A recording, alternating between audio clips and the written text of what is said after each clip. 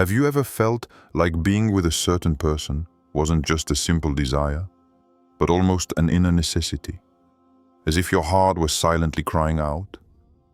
A deep, constant, almost painful pressure pushes you to think about this person day and night. You don't understand why, but everything within you seems drawn to them, as if an invisible thread binds you together. It's not just an attraction. It's as if your soul is remembering something your consciousness doesn't yet understand. Sometimes it's not your heart speaking, but a spiritual response to a connection written by Allah.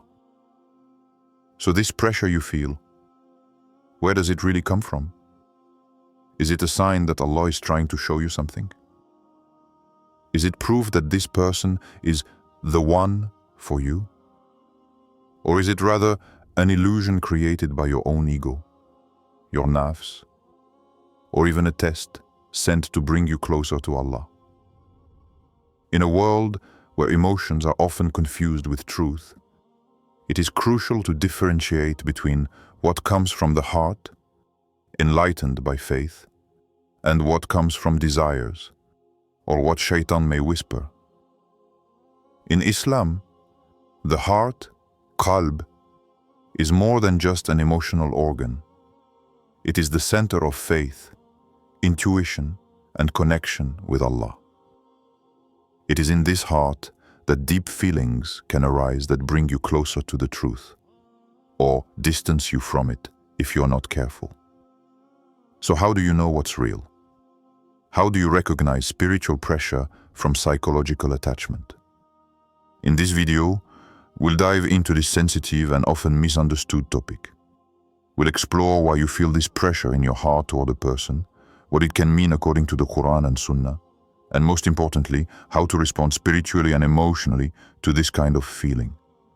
Here's what you'll discover in this video: what this emotional and spiritual pressure really means, the role of the heart in Islam, and how Allah sometimes communicates through it, the differences between divine guidance and emotional illusion, how to know if this person is truly written for you, and most importantly, how to find peace regardless of Allah's response. Whether you're in the throes of emotional confusion or simply curious to better understand the language of your heart, this video is for you. Get ready to look at your heart differently. 1. What is emotional pressure in love? When we talk about pressure in the heart because of a person, we're not talking about a simple romantic attachment or a passing admiration. We're talking about a deep, almost oppressive inner state in which your mind, heart, and body seem absorbed by a single person. You feel a powerful desire to be with them. You think about them constantly. You analyze everything they do or say, and even in prayer, their image comes between you and Allah. But where does this strong feeling come from? Is it natural? Is it spiritual? Is it dangerous? When the heart races, description of the feeling. This pressure can manifest itself through a physical feeling, tightness in the chest, lump in the throat, shortness of breath. An intrusive thought. It's impossible to stop thinking about this person, even for no reason. Constant idealization. You see this person as the solution to your inner unhappiness or emptiness. An uncontrollable need, as if you couldn't breathe properly without their presence, attention, or validation. Some people describe this as a form of emotional dependence or craving, exactly like a vital need. Psychological explanation: attachment, dopamine, and projection. On a psychological level, several mechanisms can explain this feeling. 1. Attachment. Human beings are wired to create emotional bonds. If you have developed an emotional attachment to a person, your brain begins to consider them a safe base. Losing them, or not having them, activates an internal alarm, like an existential danger. This can lead to intense emotional stress. 2. Dopamine. When you think about someone you love, your brain releases dopamine, the pleasure and reward hormone.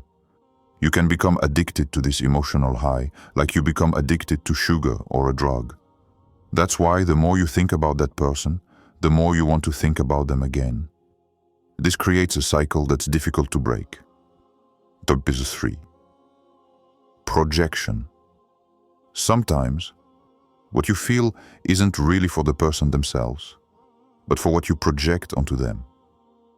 You project an ideal, a person who will save you, understand you, heal you, complete you. When in reality, this expectation reflects an unmet inner need, not necessarily a truth about them. The heart in Islam, a vacillating organ. In Islam, the heart, qalb, is not simply a romantic symbol. It is a center of spiritual perception. The Prophet said, "Verily, the hearts of the children of Adam are between the two fingers of the Most Merciful, and He turns them as He wills." Sahih Muslim. This means that the heart is unstable, easily influenced, and that only Allah can keep it upright. When you feel intense emotional pressure, it is important not to immediately believe that this feeling comes from Allah. The heart can waver under the influence of desires, nafs, suggestions from the devil, waswas, or the environment, social media, memories, loneliness, etc. But at the same time, Allah can also send you a deep feeling to awaken you to a truth. Hence, the importance of not blindly following your heart, but of confronting it with the light of faith and divine wisdom. Emotional pressure, automatic divine sign. It is therefore dangerous to immediately spiritualize this emotional pressure. Many people say, if I think about it so much, it's because Allah wants to show me that this is the right person. This reasoning can be misleading. The guided heart produces peace, clarity, and wisdom. The heart dominated by the nafs produces obsession, pain, and confusion. Touch. The heart in the Quran and Sunnah. When Allah speaks through your heart, to understand why you feel intense pressure in your heart toward a person, you must first understand the very nature of the heart in Islam. What you feel is not just an emotional or psychological phenomenon. It may reflect a spiritual dialogue between you and your Creator. The heart in Islam is not just a romantic symbol, as in popular culture. It is a central spiritual organ, a place of perception, faith, reason, guidance, but also of perdition, if it is not purified. The heart in the Quran, a center of understanding and guidance. In the Quran, Allah mentions the heart, qalb, fu'ad, as-sadr, numerous times, and always with enormous weight. It's not just a reservoir of emotions, but a place where truth or misguidance takes root. Fundamental verse. Know that Allah intervenes between a person and his heart. Surah Al-Anfal 8:24. This verse is immense. It means that Allah controls access to your heart. He can open your heart to the truth or turn you away from it.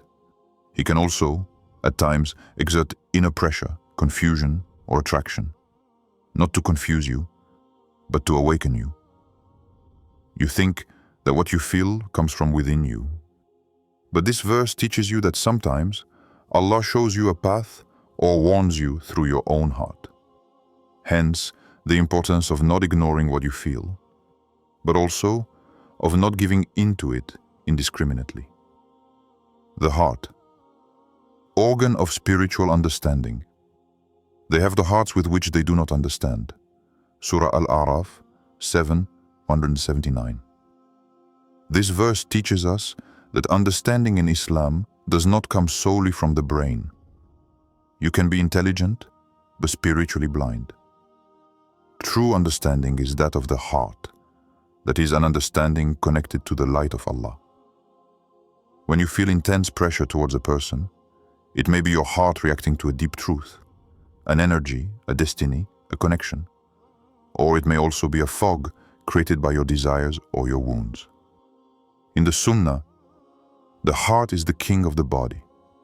The Prophet Muhammad summed up the centrality of the heart in a single sentence. There is a piece of flesh in the body. If it is healthy, the whole body is healthy. If it is corrupt, the whole body is corrupt. This is the heart. Sahih Bukhari and Muslim. This statement is crucial. Everything begins with the heart. If your heart is guided, your choices, your feelings, your intentions will be too. But if your heart is troubled, so will your love. Your attraction will no longer be a light but an illusion. Divine guidance in relationships. Allah may sincerely attach you to a person to teach you a lesson, to elevate you or to test you. You believe this is love. But in reality, it may be a door to more sincere prayer, a reminder of your need for Him, or a test to detach yourself from your ego. Conversely, Allah can also close your heart to a person, even if they seem perfect to you. This is a sign of His wisdom, even if it hurts. And it is not for anyone to believe except by Allah's permission. And He places a defilement on those who do not understand. Surah Yunus 10:100. This verse, although it speaks of faith, also applies to love. You will not truly love except by Allah's permission. Invocation of the Prophet for the heart. The Prophet often invoked, Ya muqalib al-qulub, thabbit qalbi ala dinik. O you who turn the hearts, make my heart firm on your religion. Tirmidhi. Even the Prophet, guided and fearful of Allah, was afraid that his heart would waver. This shows us that the heart is unstable by nature, and that the only real stability comes from Allah. So if you feel immense pressure for someone, don't immediately interpret this feeling as a sign. Return to Allah, ask Him, O Allah, if this feeling comes from you, make it easy. And if it is not from you, extinguish it in my heart gently. 3. Allah sometimes places signs within us. Sometimes what you feel in your heart isn't there by chance. There are feelings so deep, so persistent, so inexplicable that we wonder, what if it was Allah trying to tell me something? And this question is legitimate, because in Islam, everything that touches your heart is never insignificant. An intense attachment can be a message, not just an emotion. You feel a pressure in your heart. You feel an emptiness until that person is there.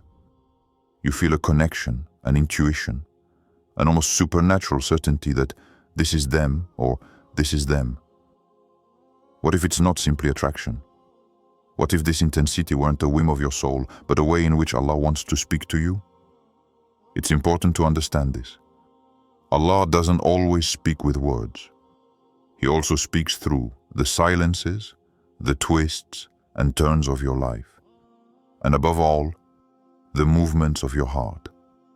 Allah may make you feel something intense to draw your attention to a specific point, a lesson to learn, a wound to heal, a prayer to pray, or a relationship to seriously consider or abandon. But be careful.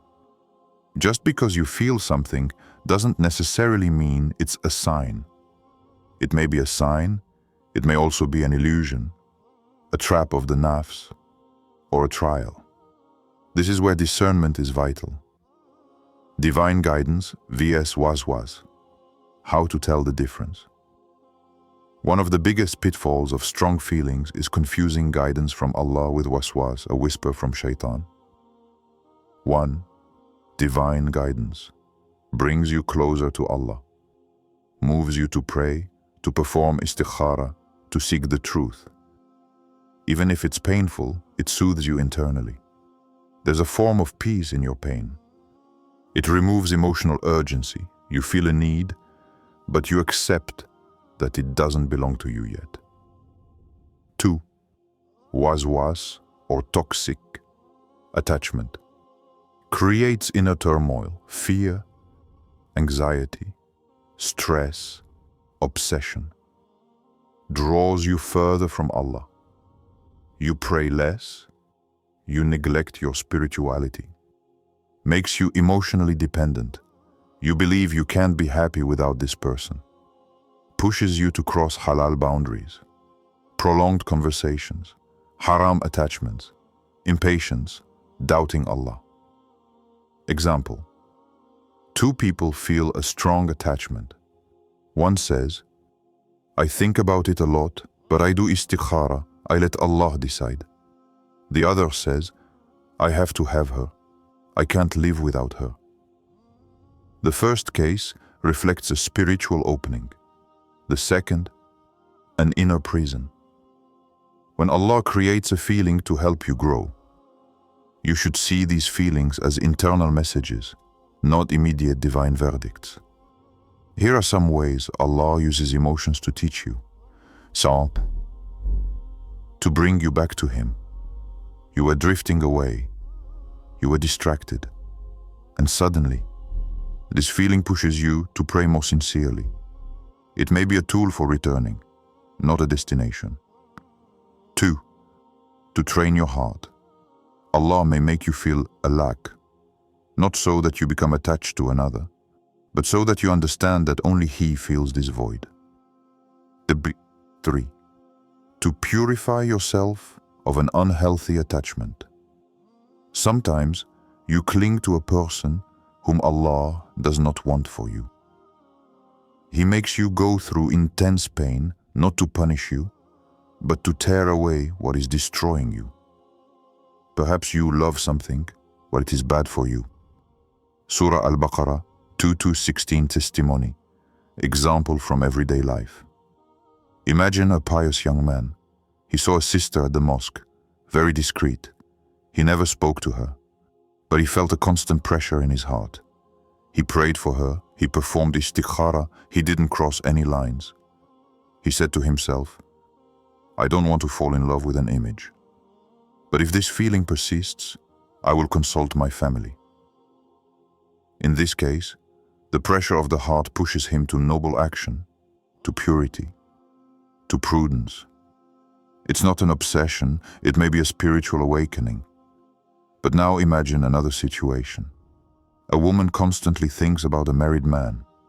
She follows him on social media. She spies on him. She imagines a future with him, and she says, I feel it's him. It's surely a sign. It's no longer a sign. It's an illusion dressed up as spirituality. Allah never sends you a sign to lead you into haram. 4. What it means when you feel intense pressure for someone. You feel a constant, almost painful pressure in your heart. It's not just a minor crush, nor a simple emotional missing. It's deep, heavy, and overwhelming. You pray, you cry, you try to forget, but the feeling returns. So you ask yourself, what does this feeling really mean? Is it a sign from Allah or a test?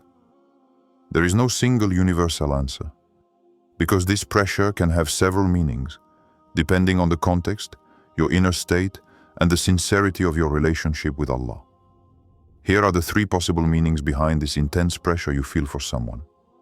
1. A test of attachment. Allah is testing you with this person. Sometimes, what you feel isn't a call to this person, but a test of your heart. Allah is showing you how deeply you can cling to a creature, to teach you to return to Him. You think you need them, but in reality, Allah wants to show you that you are too dependent on people, that your heart is beginning to incline towards something other than Him, that you must redirect your attachment to your Creator, not to creation. This is a test, not a destination. Has this person become a veil between you and God? If so, then the pressure you feel is there to lead you to readjust your worship, your trust, and your love. A sincere and pure love, but not obsessive. This feeling may also be authentic, balanced, and inspired by Allah. It is a love that is deep, but not destructive, respectful, but not dependent, spiritual, but not illusory. In this case, you think about the person, But this leads you to pray more. You feel a gentle pressure, not an oppressive pain. You are ready to move forward in halal, not to force destiny. You sincerely ask Allah for enlightenment, even if the answer is no. You then say, "O Allah, if this person is good for my faith, my life, and my future, make it easy for me. But if not, gently remove them from my heart." This type of pressure is sometimes a divine incentive to build something noble, but never in a hurry or in confusion. 3. A spiritual warning. You are clinging to what Allah wants you to let go. It is also possible that this pressure is there to warn you of danger, excessive dependence, or a haram attachment. You feel something strong, but this feeling only serves to destabilize you, distance you from your faith, and destroy you internally. This is not healthy love. It's a painful illusion, perhaps even a toxic attachment that you refuse to let go of. In this case, the pressure becomes constant pain, a refusal to let go, resistance to divine will. You cry, but deep down, you're not asking, "Ya Allah, guide me," but rather you're saying, "Ya Allah, give me what I want, even if you don't want it." In this scenario, the pressure is a warning, a call from Allah. Come back to me. You're holding on to something that's not good for you. When this pressure becomes spiritual, pain, prayer, tears, confusion, there comes a time when this pressure goes beyond mere emotion. You feel it has become an inner conflict between you, your heart, and Allah. You pray, but you can't be sincere. You cry, but you don't know if it's faith or despair. You supplicate, but you are unable to ask for the truth, only your desire. This is where you must place your heart in Allah's hands. Be silent. Stop struggling. And say, even while crying, "Oh Allah, I don't understand what I feel, but I entrust it to you. Guide me even if I'm lost." 5. Signs that it comes from Allah and not from the nafs. When you feel strong pressure in your heart toward a person, it's natural to ask yourself, is Allah guiding me through this feeling? Or is it my nafs, ego, that drives me? In moments of confusion, the line between the divine and personal desire can become very blurred. But Islam gives us keys to discernment. It's not about relying on dreams, random signs, or raw emotions, but on concrete spiritual indicators. Sign 1. This feeling leads you toward prayer, not away from Allah. This is the first and most important sign. When a feeling truly comes from Allah, it leads you to draw closer to Him, to seek guidance, to increase your prayers, supplications, and moments of introspection. You feel pressure, yes, but it brings you to your knees. You don't turn away from prayer, you run toward it. "O Allah, if what I feel is true, enlighten me. If it is a trap of my soul, free me." On the other hand, if this feeling causes you to neglect your prayer, lose concentration in worship, become impatient, sad, or distracted, then it's a warning sign. It's probably not a divine light, but a shadow of the nafs. Sign 2. You feel inner peace when you invoke Allah for this person. Feelings that come from Allah are deep but peaceful. Even if they upset you, even if you cry, you feel a kind of inner light, a tranquility after invoking Allah. When you think of this person and say, "Ya Rab, if it is good for me, make it easy for her," you feel serenity, even without an immediate answer. This peace is not necessarily linked to certainty. It is linked to a sincere submission to the will of Allah. Conversely, if thinking about this person makes you anxious, obsessed, or drained, If you can't even make dua without feeling tense, then this is not a good sign. Allah's guidance is accompanied by calm, even in the midst of uncertainty. Sign 3. You are able to say, Ya Allah, guide me, even if the answer is no. This is the sign of a mature, sincere, and detached heart.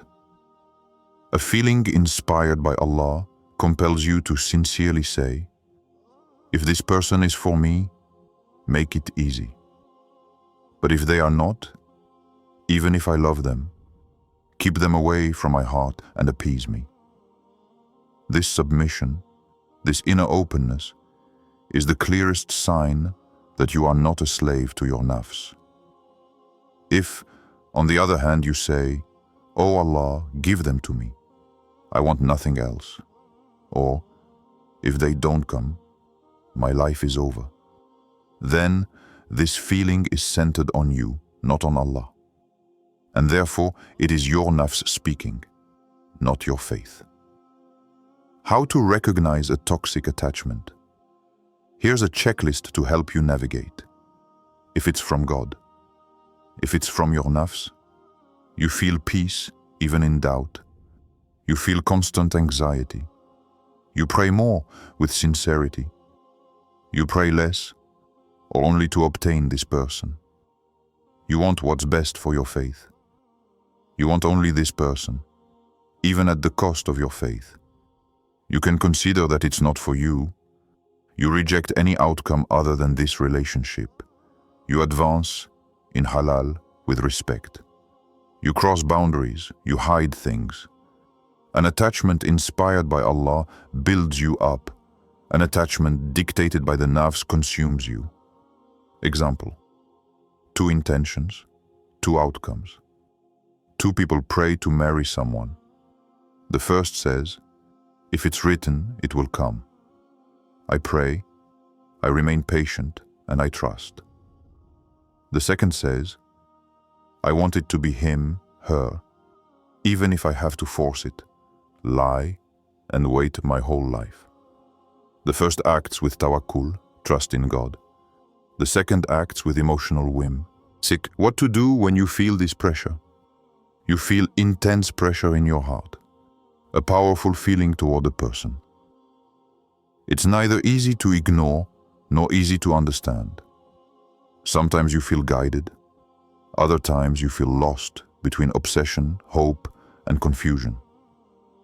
So, what should you actually do in this situation?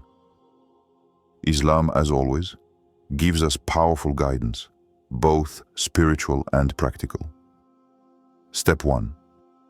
Perform the istikhara prayer. The first thing to do when you feel this pressure is to entrust the matter to Allah. The istikhara prayer is a prophetic tool for this purpose. It is not a prayer to see a dream, but a sincere request to Allah to direct your heart towards what is good for you.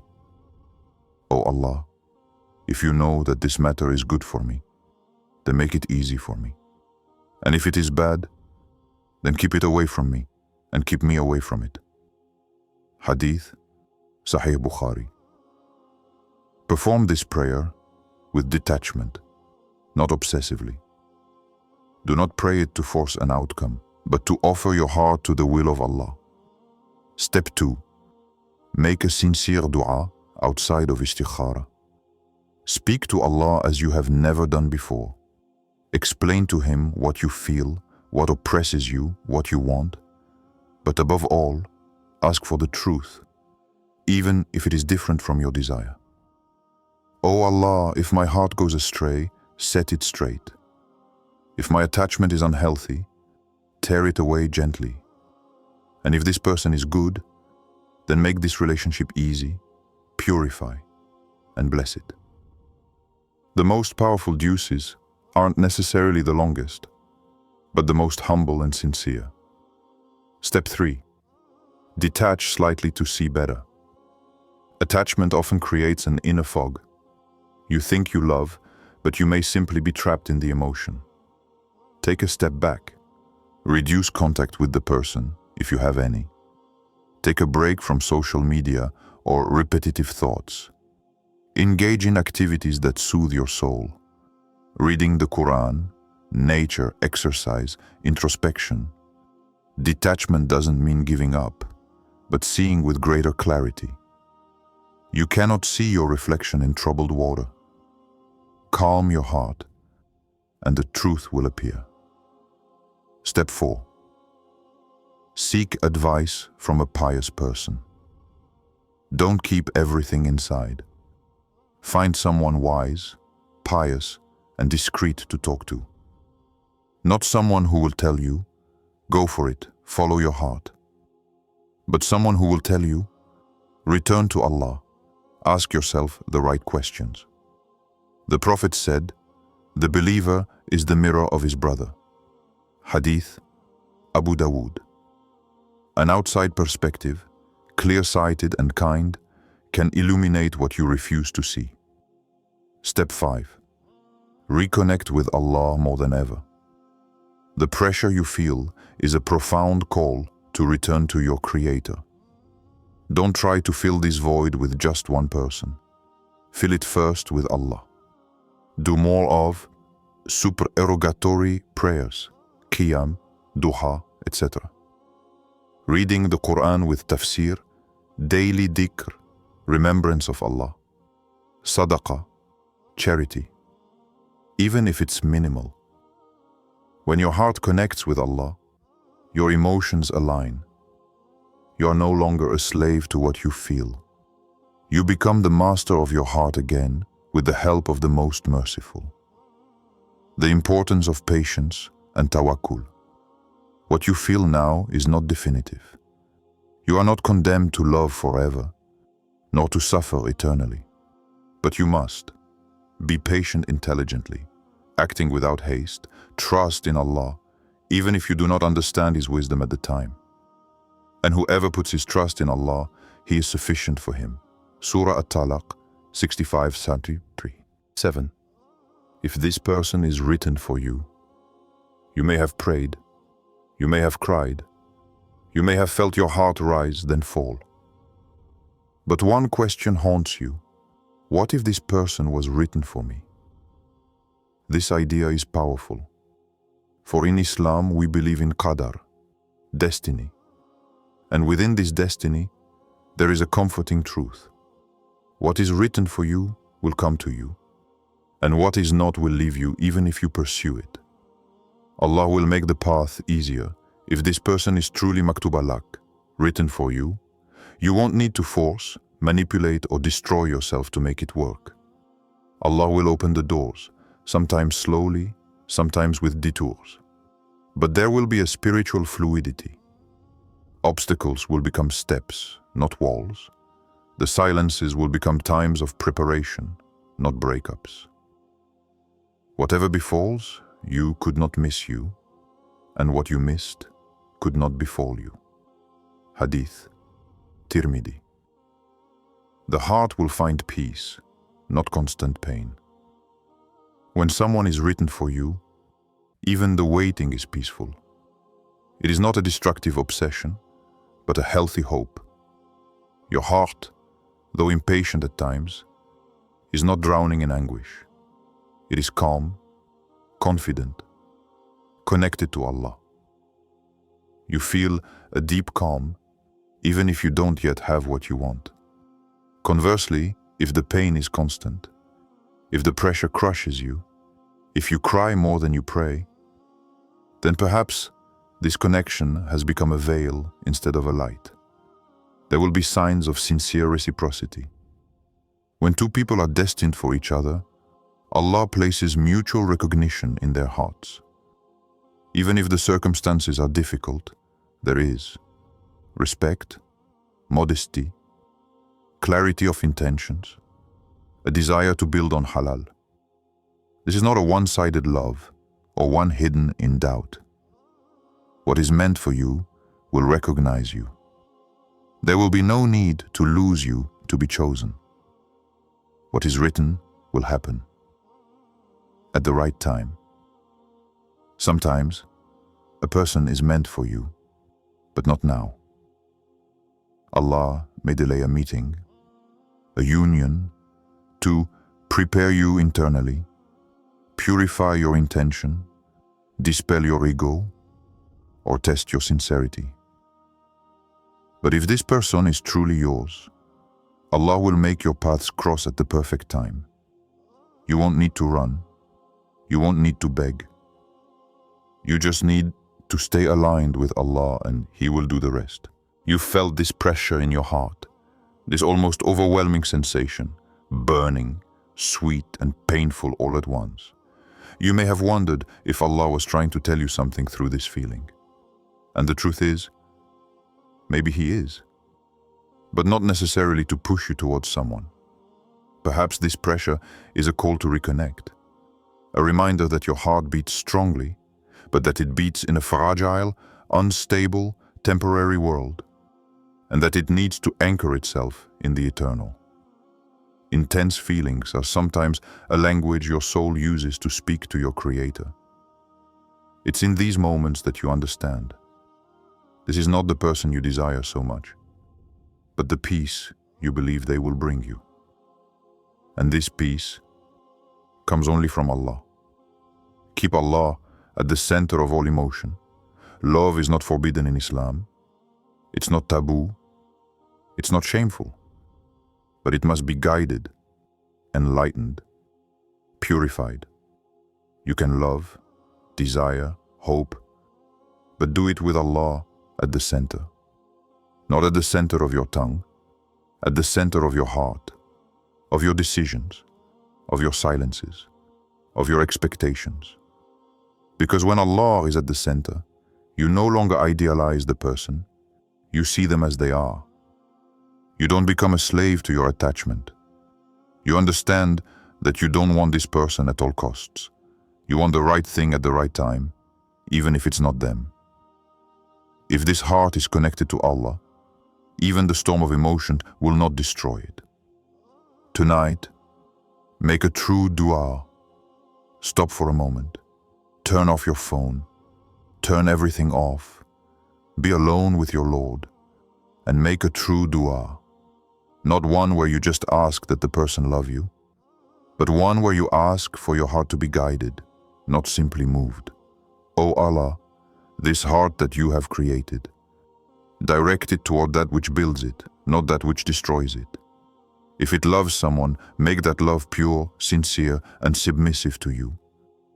And if it loves that which harms it, then gently tear it away and fill that void with your light. And remember, what you feel is real, but it is not an absolute truth. Allah sees what you do not see. And the calm you seek in a person is found first in Allah. Don't just ask for someone to love you. Ask to be someone who loves with faith, clarity, and dignity. Because when you love with Allah at the center, even if the person moves away, your heart remains standing.